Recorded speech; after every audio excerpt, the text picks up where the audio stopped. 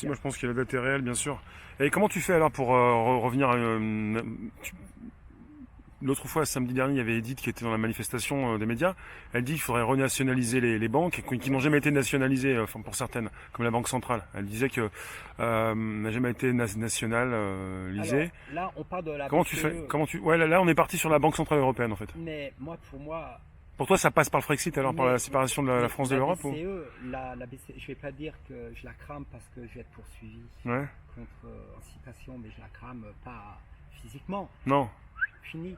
Ouais. Retour à notre souveraineté du pays citoyen. Ouais, tu veux qu'elle ferme ses Frexit. portes, mais Frexit, ouais. c'est fini. Frexit. Pour toi, ça passe par l'Europe qui quitte l'Europe. La France qui quitte l'Europe. La France donne plus qu'elle reçoit. Hmm. La crise du Covid, si mes souvenirs sont bons, elle a donné 80. Macron ose dire la France va toucher 40. Oh, il y a un Ouais. déficit de C'est 40. pareil, les Allemands pensent la même chose. Les Allemands pensent qu'ils donnent trop à l'Europe.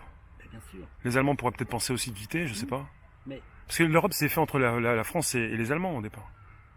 Pour éviter À quoi sert l'Europe de refaire aujourd'hui un petit peu ce qui s'est passé pendant les guerres mondiales. Quoi. à quoi sert l'Europe? Une Europe plus forte. C'est comme ça qu'on nous a vendu. Hmm. Une Europe plus forte. Non, il faut virer l'Europe, quoi. C'est fini. Nous sommes dans l'Union Européenne, la France fait partie de l'Europe, il n'y a pas de souci. Frexit, retrouvons. Il faut retrouver cette souveraineté financière et démocratique. Parce que après il y a la démocratie, le RIC et tout ça du citoyen, mais la souveraineté démocratique du pays, aujourd'hui nous dépendons de Bruxelles. Or, le gouvernement doit demander bientôt si on peut acheter ça. Non, c'est plus possible. Bruxelles dit non. Ben, après, c'est selon les médias.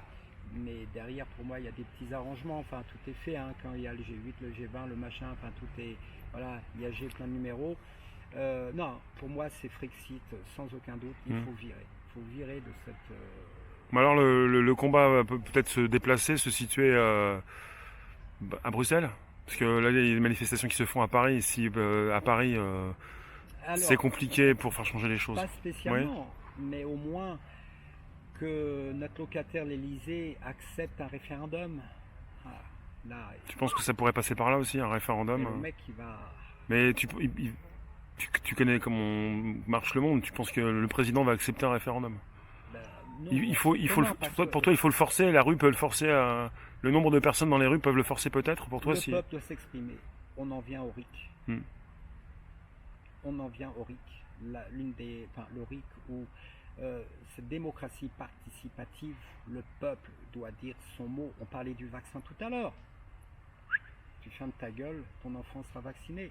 Tu fermes ta gueule, Union Et Européenne. je te disais, comment tu imposes le RIC? Il faut qu'il y ait plus de monde dans la rue, qui force un peu les politiques à L'union accepter. fait la force. Ouais. Il me semble que c'est en 1989, le Hmm. mur de Berlin Hmm. s'est écroulé. Hmm. S'il y avait eu 50, 100 personnes, tout le monde serait fusillé. Hmm. Il y avait des millions de personnes, le mur s'est écroulé.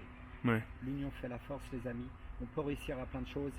C'est pour ça que régulièrement dans les rues de Paris, tu invectives, tu parles, tu communiques, tu as ton haut-parleur et tu trouves que c'est important de pouvoir te déplacer Oui, avec les autres, que le mouvement des Gilets jaunes ne reste pas statique forcément et que tu puisses parler à des personnes pour leur dire ce qui se passe, bien sûr. les alerter sur les problèmes. J'invite les gens, quand j'ai mon méga, quand tu me vois, j'ouvre ma bouche, mais avec le plus grand respect. Mais combien de fois j'ai des doigts d'honneur, des pouces en bas, mais respect à eux, c'est ça la démocratie.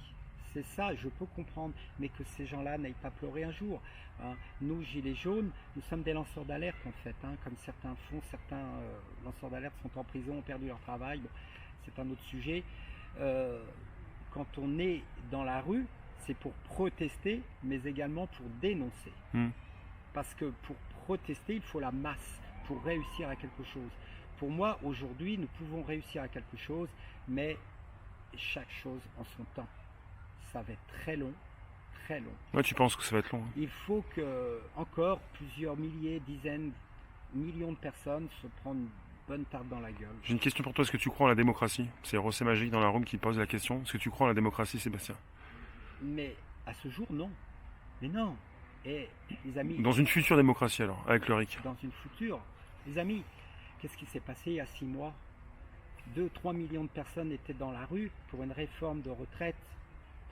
soi-disant un déficit de 3,5 milliards d'euros de déficit. 2 à 3 millions en France. Non, milliards de déficit. C'est la Ouais, raison pour ah oui. laquelle, oui, parce que la Non, réforme tu disais des le nombre de personnes qui étaient dans la rue. 2-3 millions de Voilà. personnes. Oui, il y avait entre 2 et 3 millions lors de la réforme, hein, syndicats. On va En, pas parler en des tout, sur syndicats. toutes les manifs alors. Oui, environ. Mais notre ami parle à ce que je crois la démocratie. Les gens s'expriment dans la rue. Oui. Attendez, entre des gens dans la rue et des gens en colère, il y a peut-être 9-10 fois plus de gens en colère et qui protestent. De toute façon, les sondages parlaient, hein. Même les grands instituts de sondage dont certains milliardaires détiennent, même les sondages disaient à la majorité, hein, 60-70%, il faut que cette réforme ne soit pas passée, quoi. Donc, on est en démocratie. Article 49.3, ça vous parle? Article 49.3, ferme ta gueule, t'es dans la rue, mais je passe le 49.3. Citoyens, je vous aime, citoyens, je vous écoute, citoyens, je vous ai compris, mais citoyens, vous fermez votre gueule. Article 49.3, il est passé. Hein, et voilà. Bon, là, la loi est gelée avec le Covid. En parallèle, on On parle plus des retraites pour l'instant. Ouais. Pour l'instant, c'est Pour souvent les l'instant, masses, la non, crise. parce que Enfin, la priorité est de soigner nos concitoyens. C'est très important. À coup de rivotril. Très important, les amis. Donc voilà, la démocratie, non, on ne peut pas parler aujourd'hui de démocratie. On est dans la rue, on se fait gazer, on se fait borgner, des milliers de nos amis sont en prison parce qu'ils se sont exprimés dans la rue. Des dizaines de personnes sont mutilées, gravement blessées parce qu'ils se sont exprimés dans la rue. Mais les amis, parmi nos mutilés, qui a lancé un caillou, un grain de sable? Donc vous voyez, hein, combien de journalistes indépendants ont été blessés? Ah, c'est bizarre. Combien de journalistes de ces merdias ont été blessés? Sur une main. Des médias indépendants, des dizaines. On connaît tous des médias indépendants, dont un LBD. Hein, j'ai croisé un journaliste indépendant à coup de LBD dans le visage. Il était à côté de moi quand il a reçu le LBD, le mec. Je l'ai en photo. Journaliste indépendant.